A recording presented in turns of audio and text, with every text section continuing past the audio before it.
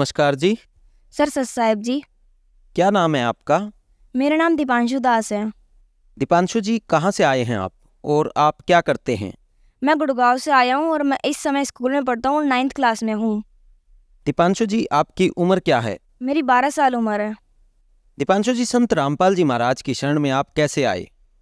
मैं संत रामपाल जी महाराज की शरण में अपने मौसा जी के द्वारा पहुंचा। उनने मुझे ज्ञान गंगा नामक पुस्तक दी, जिसने मेरे मम्मी जी और पापा जी ने सबने पढ़ी और हमने यह निर्णय लिया कि हम संत रामपाल जी महाराज की शरण ग्रहण करें। और फिर हमने उसके बाद संत रामपाल जी महाराज की शरण ग्रहण करी। तो सर, जिस पुस्तक ज्ञान गंगा का आप नाम ले रहे हैं, उसको पढ़ने से आपको ऐसा क्या मिला जिससे आपने यह फैसला लिया कि संत रामपाल जी महाराज की शरण में आपको जाना चाहिए? हमें उसमें सच्चे सदगुरु की पहचान दिखी कि सच्चा सदगुरु वही है जो उल्टे लटके हुए वृक्ष को पूरी तरीके से डिफाइन कर देगा, जो कि गीता में लिखा है 15 अध्याय श्लोक नंबर 1 में। और गीता में यह भी लिख रखा है कि हमें गुरु बनाना चाहिए, पर हमने तो गुरु बना ही नहीं रखा था। तो संत रामपाल जी महाराज ने उल्टे लटके हुए वृक्ष को पूरी तरीके से डिफाइन कर दिया, इसलिए हमें समझ आया कि हमें गुरु संत रामपाल जी महाराज को ही बनाना चाहिए। तो दीपांशु जी, जैसा कि आपने बताया कि गीता में लिखा है कि हम सबको गुरु बनाना चाहिए, वेदों ग्रंथों में भी यह बताया गया है कि सबको गुरु बनाना चाहिए, लेकिन आपने गुरु नहीं बना रखा था, तो फिर आप क्या भक्ति साधना करते थे? जितने भी देवी देवता थे वो सब मम्मी उसकी सबकी पूजा करती थी। और शेरों वाली हो, विष्णु जी हो, शंकर जी हो, सबकी पूजा करते थे। और मैं यहाँ तक कि मैं जब छोटा था, 5 साल का था, मैं स्कूल जाने से पहले पहले मंदिर जाता था। तो दीपांशु जी, जब आप इतनी पूजाएं कर ही रहे थे तो उनसे आपको लाभ भी जरूर हुए होंगे। क्या क्या लाभ हुए आपको उन साधनाओं से?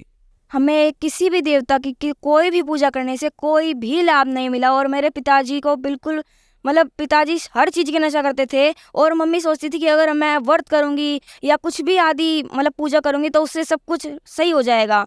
और मतलब हम सबके किसी के पास जाते तो वो कहते किसी और की पूजा करो, वो कहते कि ब्रह्मा शंकर जी की पूजा करो, वो कहते थे कि विष्णु जी की पूजा करो। हमने किसी की पूजा कर ली, सबकी पूजा कर ली, पर पिताजी का नशा भी नहीं गया और ना ही हमारा कर्जा खत्म हुआ।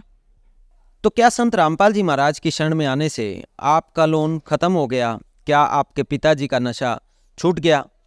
संत रामपाल जी महाराज की नाम दीक्षा लेने के बाद हमारा जो लोन था, जो नशा था, सब कुछ सही हो गया। और संत रामपाल जी महाराज की नाम दीक्षा लेने से बिल्कुल आज हमारे सारे जितने भी टोटली लोन थे, मतलब 3 लोन तो मतलब इतने बड़े बड़े लोन चल रहे थे, 5-5 लाख के लोन थे, सारे खत्म हो गए। और गुरु जी की दया से आज पापा कोई भी नशा नहीं करते। तो दीपांशु जी, ठीक है, आपके पिताजी का नशा छूट गया, आपकी आर्थिक स्थिति में भी बहुत ज़्यादा बदलाव हुआ, लेकिन क्या आपको नहीं लगता कि बहुत छोटी सी उम्र में आप भक्ति की लाइन में पहुंच गए? जैसा कि समाज मानता है कि ये उम्र तो खेलने कूदने की होती है, आपका क्या मानना है? आपने बहुत अच्छा क्वेश्चन पूछा। इस उम्र में सब आदि जो बच्चे होते हैं मूवीज देखते हैं और सब लोग कहते हैं कि बुढ़ापे में भक्ति करो, बचपन में तो कोई भक्ति करने की कोई उम्र ही नहीं है। संत रामपाल जी महाराज का यही आदेश है कि 3 साल के बच्चे को भक्ति में लगा देना चाहिए, क्योंकि आज का तो कुछ नहीं पता, क्या पता कब हमारी मृत्यु हो जाए। और गुरु नानक देव जी भी यही कहते थे, क्योंकि उनके एक भगत ने पूछा था उनसे कि आप हमेशा दुखी क्यों रहते हैं, क्योंकि फिर उनने यह उनसे आंसर दिया कि क्या पता कब मेरी मौत हो जाए, इसलिए वो भक्ति करते थे। इसलिए ही बचपन से ही भक्ति करने लग गया था मैं भी। तो दीपांशु जी, ठीक है, आपके पिताजी का नशा छूट गया, आपके परिवार की आर्थिक स्थिति भी बहुत अच्छी हो गई, लेकिन आपको ऐसा क्या मिला जिसने कि आपको भक्ति की तरफ मोड़ दिया? मेरे साथ एक बहुत बड़ा चमत्कार हुआ था। मैं बिल्कुल भी नहीं बोल पाता था। और मतलब जितने भी मेरे जो रिश्तेदार थे वो तो कभी कभी मेरे ऊपर हंस भी जाते थे कि बिल्कुल नहीं बोल पाता। और वो मतलब जो मेरी मम्मी थी वो बहुत टेंशन में थी कि मैं 5 साल तक का हुआ था और मैं बिल्कुल भी नहीं बोल पाता। अगर मुझे कोई चीज़ चाहिए थी ना तो उसके लिए मेरी साउंड मतलब कुछ निकलती ही नहीं थी।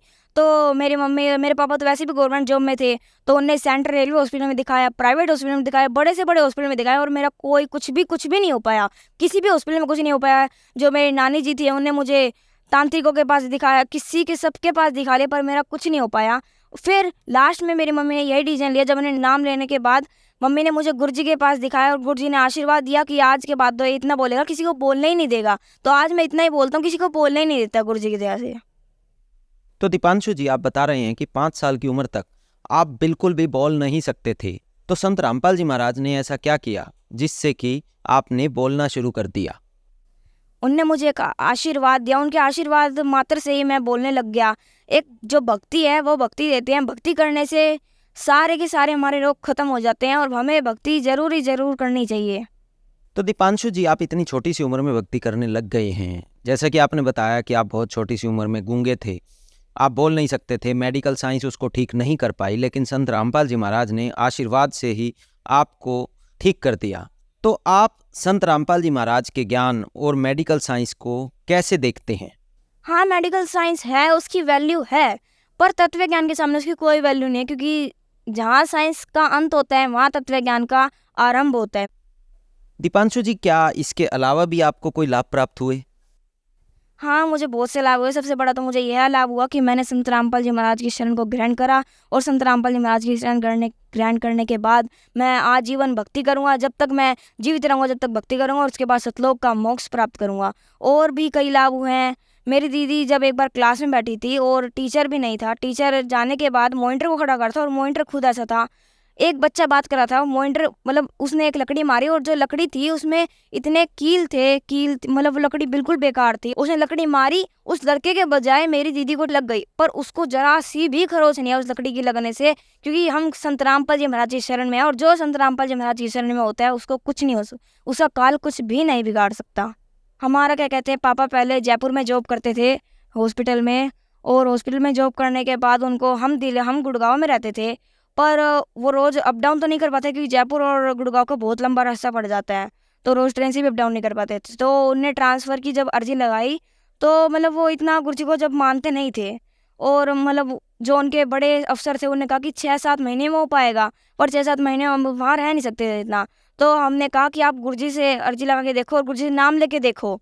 तो जब उन्होंने गुरुजी से नाम लेके देखा, गुरुजी से प्रार्थना लगा के देखी, तो प्रार्थना मतलब जो जिसको इंटर डिविजन ट्रांसफ़र कहते हैं, दूसरे जयपुर से दिल्ली में आना, उसको 6 महीने तो कम से कम लग ही जाते हैं। पर गुरुजी की दया से हमारा inter division transfer Jaipur to Delhi only 15 दिन में हो गया गुरुजी की दया से, और फिर पापा जयपुर के बजाय दिल्ली में जॉब कर रहे हैं अब सेंट्रल हॉस्पिटल में। और मम्मी को एलर्जी थी, बहुत ज़्यादा एलर्जी थी, और मम्मी उस एलर्जी से बहुत ज़्यादा परेशान थी। मतलब मम्मी का जुकाम रुकता ही नहीं था, क्योंकि मम्मी को बिल्कुल जुकाम नहीं रुकता था, और मम्मी जैसी नहा के आती थी, मम्मी नहा लेती थी, और फिर उनका जुकाम बिल्कुल भी नहीं रुकता था। और उनने पापा जो गवर्नमेंट हॉस्पिटल में थे, उनका तो हमारा तो मेडिकल बन ही रखा, और पापा दिखाते गवर्नमेंट हॉस्पिटल में, प्राइवेट हॉस्पिटल में, बड़े से बड़े एम्स में भी दिखाया था, सब चीज़ हॉस्पिटलों में दिखाया, पर मम्मी की एलर्जी किसी चीज़ से भी नहीं गई। हमने छोटे से छोटे हॉस्पिटल में, बड़े से बड़े हॉस्पिटल में हर जगह दिखा लिया, पर मम्मी की एलर्जी बिल्कुल नहीं गई। फिर मम्मी ने लास्ट निर्णय यही लिया कि हमें गुरुजी से प्रार्थना लगानी चाहिए, और गुरुजी से प्रार्थना लगाने के बाद मम्मी को बिल्कुल एलर्जी नहीं है, जुकाम की कोई भी प्रॉब्लम नहीं है। वो आज का दिन था और ये आज का दिन है, कोई भी मम्मी को जुकाम की प्रॉब्लम नहीं है, और हमारा आज बिल्कुल गुरुजी की तरफ से कोई भी लोन नहीं है, ना ही गुरु पापा कोई भी आदि नशा करते हैं। संत रामपाल जी महाराज ने हमारा सब कुछ, हमारे घर का संतुलन बिल्कुल सही कर दिया। आज हमारे कोई किसी चीज़ की कमी नहीं है, और ना ही किसी चीज़ का हमें अभाव है।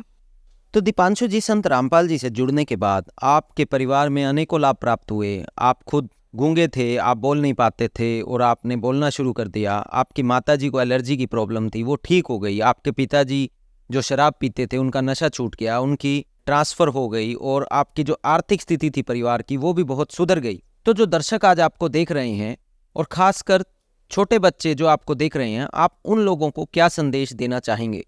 मैं अपनी उम्र और सबसे बड़े उम्र सबको यही संदेश देना चाहता हूँ कि जल्द से जल्द संत रामपाल जी महाराज की शरण ग्रहण करो, क्योंकि संत रामपाल जी महाराज के अलावा कोई भी धरती पे कोई भी सच्चा गुरु नहीं है। आज तो लाखों गुरु है, उनको छोड़ो, संत रामपाल जी महाराज की शरण में आओ, क्योंकि गीता जी में साफ साफ लिख रखा है कि जो उल्टे लटके हुए वृक्ष को सिद्ध कर देगा वही सच्चा सदगुरु है। और अगर आपको विश्वास ना हो तो गीता खोल के देखो, गीता अध्याय 15 श्लोक नंबर 1 में पूरा डेफिनेशन दे रखी है, और संत रामपाल जी महाराज ने टीवी के जरिए, लाइव फोन के जरिए, इलेक्ट्रॉनिक हर डिवाइस के जरिए सब कुछ डिफाइन कर रखा है वो। और संत रामपाल जी महाराज की शरण ग्रहण करो। संत रामपाल जी महाराज के अलावा यहाँ कोई भी गुरु नहीं है, क्योंकि काल बहुत, आपको नहीं पता, काल बहुत गंदा है। आपकी मृत्यु के बाद आपको खुद नहीं पता कि आप कहाँ जाओगे, नरक स्वर्ग बहुत। यहाँ तो आप यहाँ से निकले और संत रामपाल जी महाराज की शरण ग्रहण करें। दीपांशु जी, ये ऐसा लग रहा है कि छोटे मुंह बड़ी बात हो रही है, कि आप कह रहे हैं कि लाखों करोड़ों गुरुओं में सिर्फ संत रामपाल जी महाराज ही सच्चे गुरु हैं। ये क्या बहुत बड़ी बात नहीं है? मैं सब प्रमाणों को देख के, सबको डिफाइन करके यह प्रमाण करूँगी, सारे वेद, शास्त्र, गीता, पुराण, उपनिषद जो भी है, तो संत रामपाल जी महाराज ने सबको प्रूफ करके दिखा दिया। मतलब उनने पूरी डिफाइन करके दिखा दी, सच्चा सतगुरु संत रामपाल जी महाराज ही है, और इस दुनिया में और कोई सच्चा सतगुरु है ही नहीं।